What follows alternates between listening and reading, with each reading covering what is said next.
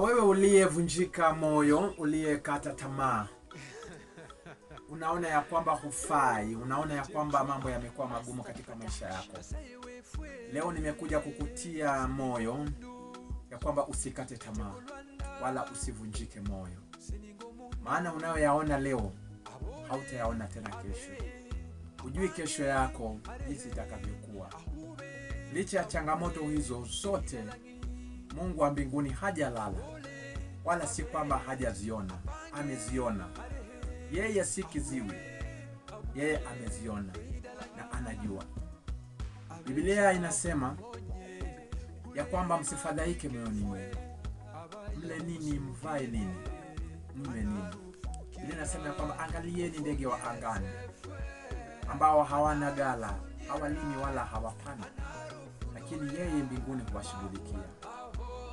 Mungu anauliza kwamba je, sisi si afadhali kuliko hao ndege wa angani? Wacha nikwambie jambo moja, ya kwamba Mungu wa mbinguni anajua changamoto unazozipitia. Lakini jipatie moyo. Jua ya kwamba kesho yako haijuai ni Mungu. Usigive up katika maisha yako. Usiwe mnyonge, ukasema wewe hufai, ukajiona wewe ni kitu bure. Jitie nguvu.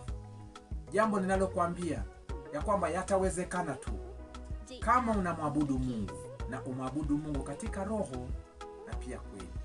Maana Biblia inasema katika kitabu cha Yohana 4:22 ya kwamba Mungu ni roho, nao wamwabudu imewapasa kumwabudu yeye katika roho na katika kweli.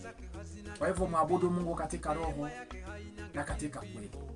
Wacha maigizo. Wacha kutaka vitu vya shortcut. Ya kwamba leo huna, useme ya kwamba mimi sasa leo kwa sababu sina, wacha niende nikaibe, au wacha niende kwa nabii akanitabirie, akaniambie maisha yangu. Hapana. Mungu wa mbinguni anakujua na anakufahamu vyema. Anajua mateso yako, anajua tabu zako zote. Kristo anazijua, anajua mapungufu yako. Yeye anakujua vyema. Kubali Kristo, utembee na yeye, atashughulikia mahangaiko yako, atashughulikia shida zako.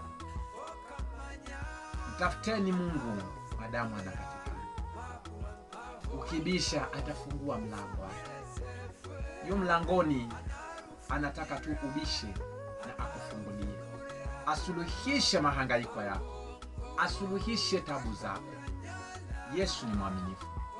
Kwa hivyo usifadhaike wala usivunjike moyo. Don't give up. Mungu wa mbinguni yupo, na yeye ni wa kweli, na yeye ni mwaminifu. Asante. Mungu akubariki sana. Shalom. Shalom. Thank you so much. May God bless you.